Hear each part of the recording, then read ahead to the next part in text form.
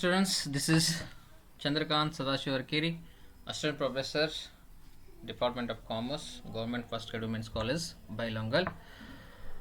Dear students, this is the fourth session of Unit 5, Electronic and Mobile Banking.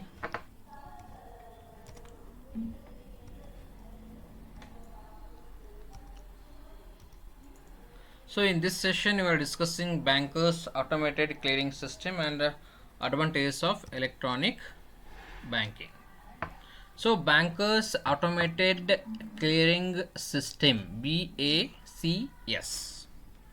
What is this?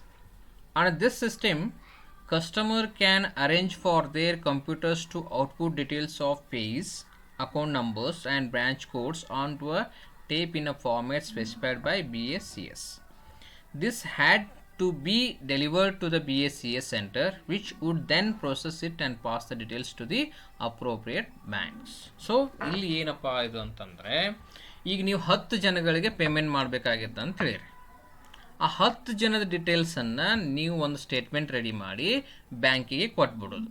For example 10 ಜನ ಇದ್ದಾರೆ, 10 ಜನಗಳಿಗೆ ನೀವು 10,000 ರೂಪಾಯಿ ಕೊಡಬೇಕಾಗಿದೆ. Total 1 lakh ರೂಪಾಯಿ check ಕೊಟ್ಬಿಡೋದು.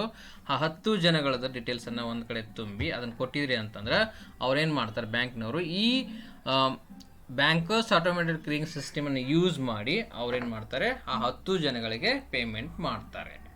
Individual instruction ಕೊಡೋ ಬದಲು ನೀವೇನು ಮಾಡ್ತಾ ಇದ್ದೀರಿ, 10 ಜನದ ಒಂದು ಸ್ಟೇಟ್ಮೆಂಟ್ ರೆಡಿ ಮಾಡಿ ಒಂದು ಚೆಕ್ ಅನ್ನು ಕೊಡ್ತಾ ಇದ್ದಾರೆ.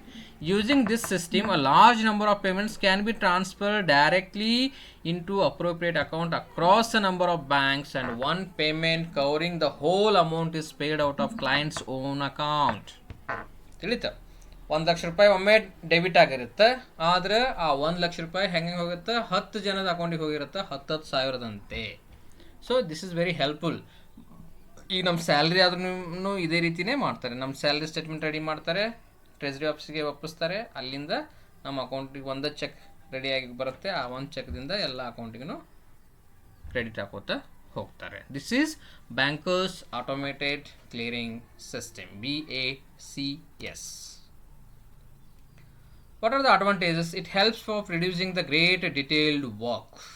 ನೋಡ್ರಿ, ಎಲ್ಲ ಇಂಡಿವಿಜುವಲ್ ಚೆಕ್ ಬರೀ ಬದಲಿ ಒಂದು ಚೆಕ್ ಬರೆದಿರ್ತೀರಿ, ಒಂದು ಸ್ಟೇಟ್ಮೆಂಟ್ ರೆಡಿ ಮಾಡಿರ್ತೀರಿ. ಇಂಡಿವಿಜುವಲ್ ನೀವು ಇಲ್ಲೇನಾಗುತ್ತೆ, ನಿಮ್ಮ ವರ್ಕ್ ರಿಡ್ಯೂಸ್ ಆಗುತ್ತೆ. It is cheaper, it is speed in work, that is transfer of money. So immediately ಎಲ್ಲ ಅಕೌಂಟಿಗೆ ಒಂದು ಈ BACS ಸಿಸ್ಟಮ್ ಯೂಸ್ ಮಾಡಿದ್ರು ಅಂತಂದ್ರೆ ಏನಾಗುತ್ತೆ, ಇಮಿಡಿಯೇಟ್ ಎಲ್ಲ ಅಕೌಂಟಿಗೆ ಟ್ರಾನ್ಸ್ಫರ್ ಆಗುತ್ತೆ. Then clearing house automated payment system. It is an electronic messaging system in which all transactions are transmitted in code to help reduce the risk of fraud. So any fraud ಆಗ್ತಿದ್ದು ಅಂತಂದ್ರೆ ಅದಕ್ಕೊಂದು code ಸಿಸ್ಟಮನ್ನು ಕೊಡ್ತಾರೆ. ಅದು ಎಲ್ಲಿ, clearing house automated payment ಸಿಸ್ಟಮ್ನಲ್ಲಿ. The appeal of this system is that in return for the cost of the transfer, any sum so transferred will be entered into the recipient's accounts that same day and can be therefore be treated as a available cash. ಈ system ಏನು ಮಾಡ್ತಿದ್ವಿ, fraud ಅಥವಾ ಏನೋ fraud ಆಗ್ತಿದ್ದು ಅಂತಂದ್ರೆ ಆ ಫ್ರಾಡನ್ನು avoid ಮಾಡಲಿಕ್ಕೆ they are using some code.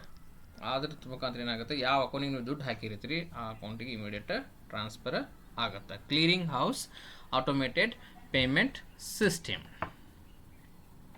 Then society for world wide inter banking fast transfer, SWIFT. ನಾವು ಇಂಟರ್ನ್ಯಾಷನಲ್ ಟ್ರಾನ್ಸಾಕ್ಷನ್ಸ್ ಏನಾದರೂ ಮಾಡಬೇಕಾಗಿತ್ತು ಅಂತಂದ್ರೆ you have to use the SWIFT. It is computerised message system which links banks around the world.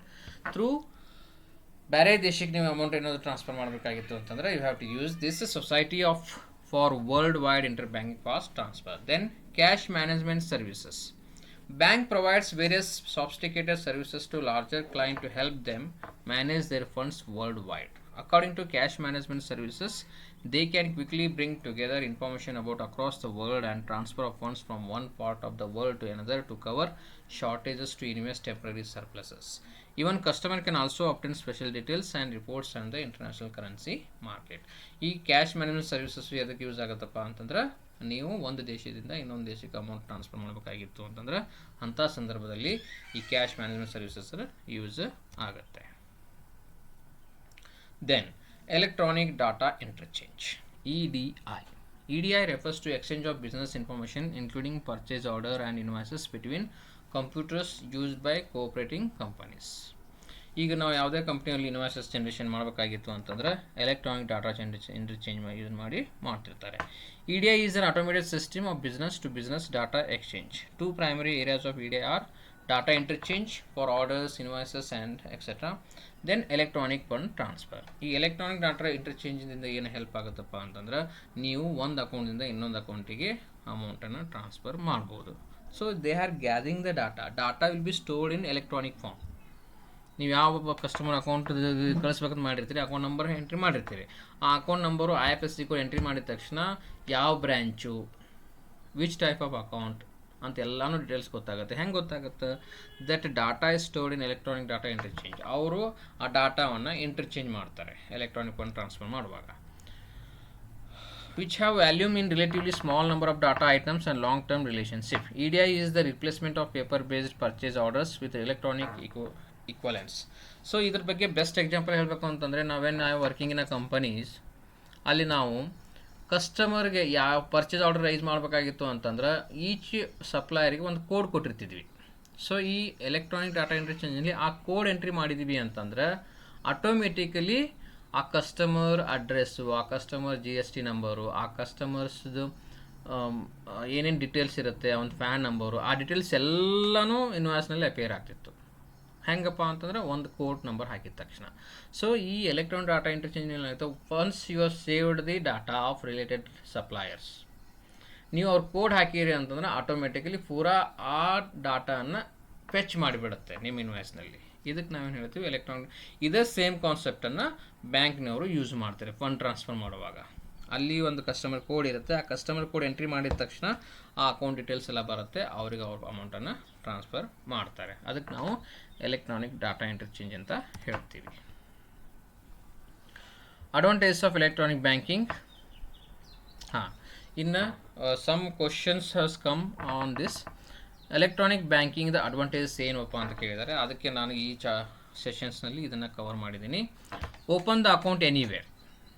Electronic ಬ್ಯಾಂಕಿಂಗ್ನಿಂದ ನೀವು ಎಲ್ಲಾದರೂ ಅಕೌಂಟನ್ನು open ಮಾಡ್ಬೋದು. Fund transfer, you can fund transfer the funds immediately. Then convenience, it acts as a tremendous physiological benefit all the time. Convenience, ನೀವು ಎಲ್ಲಿ ಇರ್ತೀರಿ ಅಲ್ಲೇ ಕುಂತ್ಕಿಸಿ ನೀವು ಅಮೌಂಟನ್ನು ಟ್ರಾನ್ಸ್ಫರ್ ಮಾಡ್ಬೋದು. Then reduce the cost of banking to the customer over a period of time.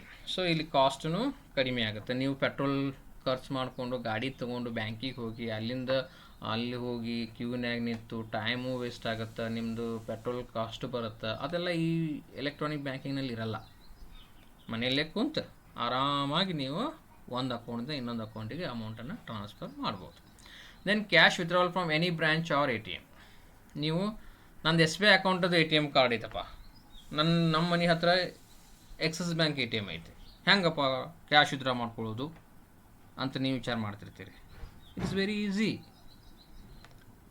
SBI card ಇದ್ರೂ ಸಹಿತ ನೀವು ಎಕ್ಸಿಸ್ ಬ್ಯಾಂಕ್ ATM ಮಷೀನಿಂದ ದುಡ್ಡನ್ನು ತೆಗೆದುಕೊಳ್ಬೋದು. This is the main advantage. The headache was reduced. ಯಾವ ATM ಮಷಿನ್ ಮನೆ ಹತ್ರ ಇದೆ ಅಂತ ಚಿಂತೆ ಮಾಡೋದಿಲ್ಲ, ಹೋಗೋದು ದುಡ್ಡನ್ನು ತಗೊಳ್ಳೋದು. ಅದಕ್ಕೊಂದು ಸ್ವಲ್ಪ ಲಿಮಿಟ್ ಇರುತ್ತೆ, 2 ಸಲ ಅಥವಾ 3 ಸಲ ಇರುತ್ತೆ. ಅದಕ್ಕಿಂತ ಜಾಸ್ತಿ ನೀವು ಬೇರೆ ATMನಿಂದ ತೆಗೆದ್ರಿ ಅಂತಂದ್ರೆ they are charging some amount. Online purchase of goods. So you can purchase the goods using electronic banking also. Customer can also submit the following request online: stop payment of check, checkbook replacement, demand draft or pay order, opening of final deposits account. ಇದನ್ನೆಲ್ಲನೂ ನೀವು using internet ಬ್ಯಾಂಕಿಂಗ್ನ ಎಲ್ಲ ಮಾಡ್ಬೋದು. Not necessary to visit to bank. Next, the electronic shopping mail. The customer can also make his shopping payment through the bank's secure website so that he can shop online without any security worries. ಇದನ್ನೆಲ್ಲ ನಿಮ್ಗೆ ಗೊತ್ತಿರೋ ವಿಷಯ. ನೀವು online shopping ಮಾಡುವಾಗ you have experienced this. It helps for effective personal investments. With the help of e-banking, the bank's website, customer can allow to invest in shares, mutual funds and other financial products also. Then it helps for payment of bills. Customer with the help of e-banking can pay his regular monthly bills like telephone bill, mobile phone bill, electricity bill, water bill, insurance premium right from his desktop. So ಆಗಲೇ ನಾನು ಹಿಂದಿನ ಸ್ಲೈಡ್ನಲ್ಲಿ ಹೇಳಿದ ಹಾಗೆ electrical bill ತುಂಬೋದು ನೀವು using electronic banking, insurance premium ತುಂಬೋದು. So many benefits you can get it from the electronic banking.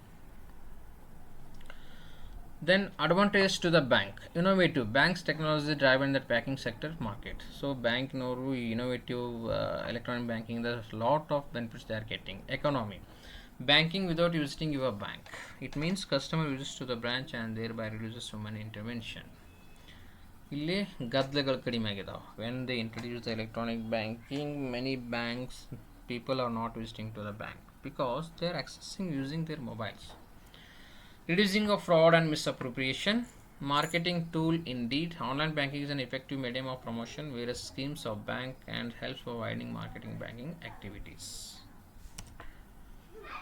So it helps to provide competitive advantage to the bank. It provides the cash anywhere by establishing the ATM on roadside. It helps to maintain better customer relationship and retaining and attracting customers. It provides anywhere banking. By connecting all the branches through WAN wide area network, anywhere banking facility can be provided. Then reduce the load on branches. Automatically electronic banking introduce ಆದ ನಂತರ ATM machines ಬಂದಿದ್ದಾವೆ. ನೀವು ಕ್ಯೂನಲ್ಲಿ ನಿಂದಿರೋದು ಅಥವಾ ನಾನು ದುಡ್ಡು ಕೊಡ್ರಿ ಅಂತ ಹೇಳೋದು ಜरूरते ಇಲ್ಲ. ATMನಲ್ಲಿ ಹೋಗ್ತೀರಾ, ಕಾರ್ಡ್ ಯೂಸ್ ಮಾಡ್ತೀರಾ, ನಿಮ್ಗೆ ಎಷ್ಟು ಬೇಕಷ್ಟು ದುಡ್ಡನ್ನು ತಗೊಂಡು ಬರ್ತೀರಾ. That is up to the limit. It helps for maintaining cordial relationship. E-banking helps in establishing better customer relationship and retaining and attracting new customers. Electronic banking ಒಳ್ಳೆ facility. Online banking Canara banking best ಐತಿ, syndicate banking best ಐತಿ, SBI best ಐತಿ, HDFC best ಐತಿ, ICICI best ಐತಿ. ಈ ರೀತಿ customers ಏನು ಮಾಡ್ತಾರೆ, ಯಾರು ಒಳ್ಳೆ ಸರ್ವಿಸನ್ನು ಕೊಡ್ತಾರೆ ಅವ್ರ ಬಗ್ಗೆ ಇನ್ನೊಬ್ಬರ ಮುಂದೆ ಹೇಳ್ತಾರೆ, ಇವ್ರದ್ದು ಆನ್ಲೈನ್ ಫೆಸಿಲಿಟಿ ಚಲೋ ಐತಪ್ಪ. So how much facility they are giving through electronic banking, that much reputation they are getting in the markets. Okay. Then advantage to traders. ಏನಪ್ಪ ಟ್ರೇಡರ್ಸ್ ಏನು ಅಡ್ವಾಂಟೇಜಸ್ ಐತಪ್ಪ ಇದು electronic banking? It helps to increase the business on account of credit card. Purchasing power of card holders increases and easily purchase can be made. So ಈ electronic banking ಬಂದ ನಂತರ cash transactions ಮಾಡಬೇಕು ಅಂತ ಏನಿಲ್ಲ.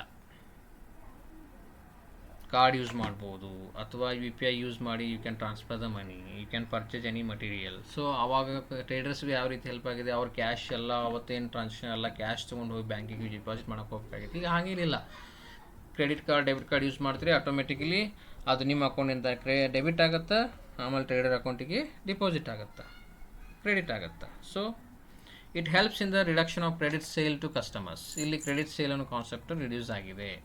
It helps for globalizing the trade.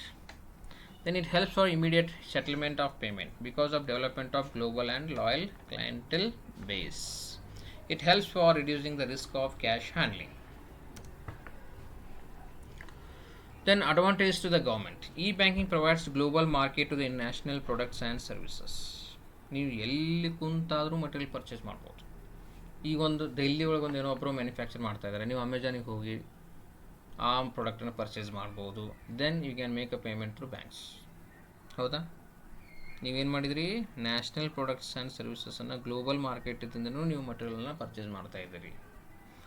E banking along with commerce will promote exports and increases of inflow of foreign exchange. ನೋಡಿರಿ, export ಜಾಸ್ತಿ ಆಗ್ತಾ ಇದೆ, ಇದರಿಂದ ನಮ್ಮ ದೇಶಕ್ಕೆ ಫಾರಿನ್ ಎಕ್ಸ್ಚೇಂಜ್ ಜಾಸ್ತಿ ಬರ್ತಾ ಇದೆ. It helps globalisation of trade through commerce. ಇದೇನು ಮಾಡ್ತಾ ಇದೆ, ಎಲೆಕ್ಟ್ರಾನಿಕ್ ಬ್ಯಾಂಕಿಂಗು ಕಾಮರ್ಸ್ಗೆ ಸಾಕಷ್ಟು ಸಪೋರ್ಟ್ ಮಾಡ್ತಾ ಇದೆ. ಇದರಿಂದ ಏನಾಗ್ತಾ ಇದೆ, ಗ್ಲೋಬಲೈಸೇಷನ್ ಆಗ್ತಾ ಇದೆ. It reduces the risk of carrying heavy cash. Government heavy cash reduces ಆಗ್ತಾ ಇದೆ. Then advantages to the bank employees. It helps to avoid filling up forms and copy from books. ಇದು ಎಲೆಕ್ಟ್ರಾನಿಕ್ ಬ್ಯಾಂಕಿಂಗ್ ಬಂದ ನಂತರ employees work ಸ್ವಲ್ಪ ಕಡಿಮೆ ಆಗಿದೆ. So in this session we have discussed bankers, automated clearing systems, SWIFT, cash management services, then advantages of electronic banking. So thank you very much.